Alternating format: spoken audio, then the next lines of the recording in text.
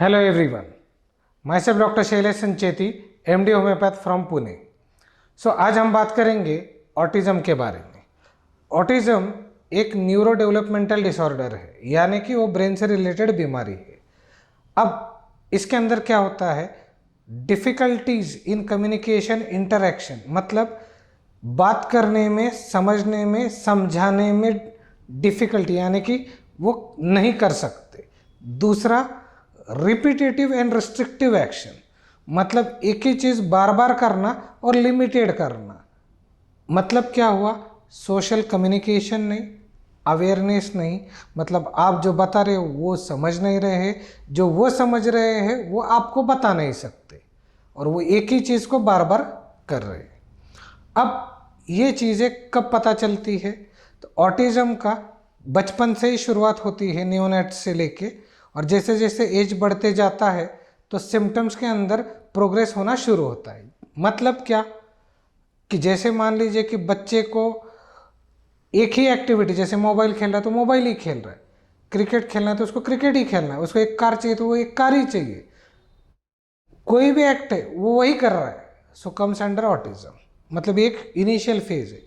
अब बहुत बार ये होता है कि डॉक्टर इसको डायग्नोस कैसे करे, तो इसके लिए क्लिनिकल ऑब्जर्वेशन, उसका डेवलपमेंट, उसका प्रोग्रेस, इन चीज़ों को क्लिनिकल ऑब्जर्वेशन करके ही डायग्नोस ऑटिज्म को किया जाता है। उसके लिए ऐसा कोई ऐसा फिक्स फैक्टर नहीं है जिसका इन्वेस्टिगेशन, जैसे ब्रेन एमआरआई कर लिया, सीटी स्कैन कर लिया और आपने डायग्नोस कर लिया, जैसे कि हम कार्पस्कुलरिज्म जेनेसिस में करते, सेरेब्रल पाल्सी में करते, इस बाकी के स्ट्रक्चरल डिसऑर्डर्स में करते। लेकिन वैसे ऑटिज्म के लिए कोई इन्वेस्टिगेशंस नहीं है। अब जो ऑटिज़म है उसके अंदर हम देखेंगे कि अभी किस तरीके से वो एज वाइज ये डेवलप होते जाता है। अब इसके अंदर ये होता है कि बच्चा जैसे अपनी ही धुन में रह रहा है, अपना अपना ही खेल रहा है, इससे क्या हो गया, एक तो उसको लोनलीनेस आएगा, लोनलीनेस आएगा तो उसका बट ऑब्वियस है समाज के साथ, परिवार के साथ, सबके साथ का इंटरेक्शन, यानी कि चर्चा, बातें कम हो जाएगी, तो वो अकेला रहना लगेगा। उससे उसका एजुकेशन, उसका अवेयरनेस, उसका डेवलपमेंट, उसके स्किल्स, उसका बात करने का तरीका, उसका बिहेव करने का तरीका, उसका कम्युनिकेशन करने का तरीका, इसके ऊपर इम्पैक्ट आना शुरू होता है। अब इसमें इनिशियल फेज में कौन से सिम्टम्स आते हैं, अब उसकी हम बात करेंगे।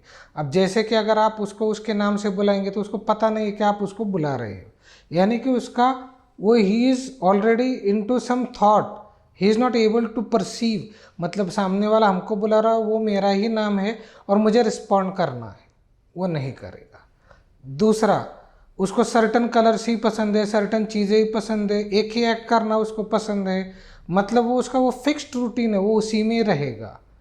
वो ऐसा कोई एक्टिविटी नहीं करेगा जो फ्रूटफुल हो या उसके एज के अकॉर्डिंगली हो, या जैसे आपने उसको बताया कि आपको ये करना है तो he is not going to do that, वो वही करेगा जो उसको जमता है और या उसको पसंद है।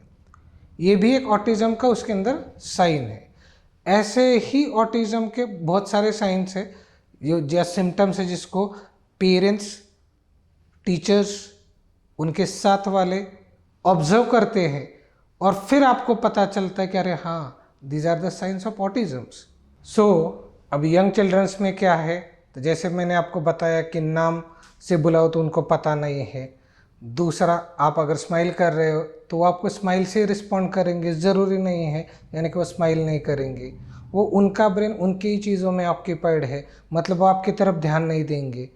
चौथा, उनका ऑब्जर्वेशनल स्किल नहीं रहेगा, यानी कि वो कोई चीज़ को ऑब्जर्व करके वो कुछ एक्ट करने की कोशिश नहीं करेंगे, वो उनकी ही धुन में रहेंगे। अच्छा, रिपीटेटिव बिहेवियर, जैसे मतलब मान लीजिए कि क्लैपिंग कर रहे हैं, फिंगर के साथ खेल रहे हैं, तेज तेज चिल्ला रहे हैं, या आवाज़ एक अलग तरीके का निकाल रहे हैं, या खुद को मार के ले रहे हैं, या दूसरे को जैसे चूटी काटना होता है, चिमटी काटना, वो करना, या कोई ऐसा क्रूएल वर्क कर देना, या ऐसा जिसको बोलते हैं खुद के माइंड में खुद इन्वॉल्व है, मतलब उस बंदे को आप ये पूछेंगे कि आप ऐसा क्यों कर रहे हो, तो ही इज़ नॉट गेटिंग कि आप कुछ बोल रहे हो, he is into his own thoughts, is actually called as autism. अब जैसे ये हो गया, आपने देखा कि ये यंगर्स में होगा। अब जैसे हम एडोलसेंस में जाएंगे या बड़े लोगों में जाएंगे तो अब इसके क्या नतीजे आएंगे। इससे सबसे पहली बात तो अंडरस्टैंडिंग नहीं, मतलब एजुकेशनल इम्पैक्ट होगा, क्योंकि समझ ही नहीं है। अच्छा, कम्युनिकेबल नहीं है इसलिए फ्रेंड्स नहीं रहेंगे या कम्युनिकेशन डिसऑर्डर रहेगा। अब तीसरा, इन सब की वजह से उनको स्पेशल इंटरेस्ट रहता है, मतलब अपना टॉपिक उससे ही रिलेटेड, तो उसके लिए उनके पास कोई और इंटरेस्ट वाला टॉपिक नहीं रहेगा, तो किसी ने और पूछ लिया तो ये डिसअपॉइंट फील करेंगे, यानी कि डिप्रेस फील करेंगे। इसके अलावा इसका इम्पैक्ट और क्या रहेगा, अगर इनको रूटीन या इनका वर्क छोड़ के कोई और काम दिया गया तो वो डिसअपॉइंटेड सैड फील करेंगे, और लोनली तो होते ही है क्योंकि कम्युनिकेशन नहीं। अच्छा, इससे अलग और बात क्या, इनसे इनके फीलिंग एक्सप्रेस करवा के लेना भी बहुत टफ है, बिकॉज इनको खुद को पता नहीं कि इनके फीलिंग्स कहाँ पे चल रहे हैं। अच्छा, दूसरा, क्योंकि एक्सप्रेसिव नहीं है, और एक्सप्रेसिव कौन सी बात के लिए, जो इनको पता है, लेकिन दूसरे का जो अंडरस्टैंडिंग अपन ने लेना चाहिए वो उनके पास नहीं। जैसे मान लीजिए कि माता पिता चिल्ला रहे कि अरे चुप करो, चीज़ें मत फेंको, खराब हो जाएगा, बट बच्चा वही कर रहा है रिपीटेडली, कि because he is not getting कि वो कुछ कह रहे हैं। मतलब एक तरीके से समझ लीजिए, ना परसीव हो रहा है, यानी कि ना रिसीव हो रहा है, ना एक्सप्रेस कर पा रहा है, यानी कि उस बंदे की वजह से ये तकलीफ है। सामने वाले को तो सब समझ में आ रहा है। अब इनका सबका कॉम्प्लिकेशंस आएंगे फिर। अब कॉम्प्लिकेशंस यानी कि उस बच्चे के फ्यूचर पे क्या असर पड़ेगा, educationally weak, professionally weak, personal life के लिए वीक, रिलेशनशिप में वीक, इंटरेक्शन वीक, इसकी वजह से करियर इम्पैक्टेड, एंजाइटी डिसऑर्डर। अब एंजाइटी हो गई तो इसकी वजह से वर्क नहीं तो इसका डिप्रेशन में कन्वर्जन, उसकी वजह से फिर से बिहेवियरल डिसऑर्डर, उससे फिर से सुसाइडल थॉट्स। यानी कि एक लाइन ऑटिज्म वाली ठीक नहीं हुई कि ऑटिज्म ये बीमारी डायग्नोस नहीं हुई, जो कि क्लिनिकल ऑब्जर्वेशन, उसके डेवलपमेंट, उसका प्रोग्रेस, इस पे फोकस नहीं किया गया। एक छोटी सी बात बचपन से लेके एज में आने तक की कितने कॉम्प्लिकेशंस क्रिएट करती है। एक्चुअली ऑटिज्म के बारे में वैसे देखा जाए तो बातें करने के लिए बहुत कुछ है, लेकिन जो मेन साइन सिम्टम्स है, जैसे एक मदर, फादर, रिलेटिव्स, टीचर्स अपने स्टूडेंट्स में, अपने बच्चों में ऑब्जर्व करते कह रहे हाँ ये नॉर्मल लोगों की तरह बिहेव नहीं करता, इसका मैथमेटिकल प्रॉब्लम्स है, इसको लिखने के लिए तकलीफ़ है, इसको कलर्स का इश्यूज़ आ रहा है, इसको हमने अगर बोला कि ये मैंगो है तो ये इसको समझ में नहीं आ रहा कि दिस इज़ मैंगो, ये इसको एक्ट करके दिखाया तो समझ में आता है, लेकिन वर्ड्स में बताया तो समझ में नहीं आ रहा। इन सब चीज़ों का इम्पैक्ट पूरे लाइफ, थ्रू आउट लाइफ में होता है। माँ बाप बोलते कि हमने बहुत कोशिशें की, चीज़ें की, हमने बहुत सारे टेस्ट करवाए, बहुत सारे फिजिशियंस को दिखाया, लेकिन कुछ हुआ नहीं। वजह ये नहीं है कि बीमारी क्या थी, वजह ये है कि उस बीमारी के लिए एक्शन क्या लिया गया और उससे आउटकम कितना डिफाइन आया और उसका इफ़ेक्ट आपको कैसे मिला। अच्छा, ये सब होने के पीछे क्या क्या वजह है। एक तो जेनेटिकल डिसऑर्डर रहेगा, यानी कि पेरेंट्स में कुछ है। लेट प्रेगनेंसी जैसे आजकल हो गया 35, 40, 45, कभी भी लोड प्रेगनेंसी रखते हैं। अब ओल्डर पेरेंट्स और यंग 3 साल का बच्चा, कम्युनिकेशन गैप होगा तो डेवलपमेंटल इशू आएगा ही आएगा। तीसरा, उसको अगर कोई बर्थ इंजुरी है या प्रीनेटल है या पोस्टनेटल, यानी बर्थ ड्यूरिंग प्रेगनेंसी है या आफ्टर डिलीवरी है या ड्यूरिंग डिलीवरी है, या मान लीजिए वैक्सीनेशन का बैड इफेक्ट्स है, या मान लीजिए कि उस चीज़ों का और कोई जैसे ब्रेन को मेनिंजाइटिस वगैरह कोई इन्फेक्शन बैठ जाता है, जिसकी वजह से स्ट्रक्चरल प्रॉब्लम आने की वजह से उसका इम्पैक्ट एज ऑटिज्म आता है।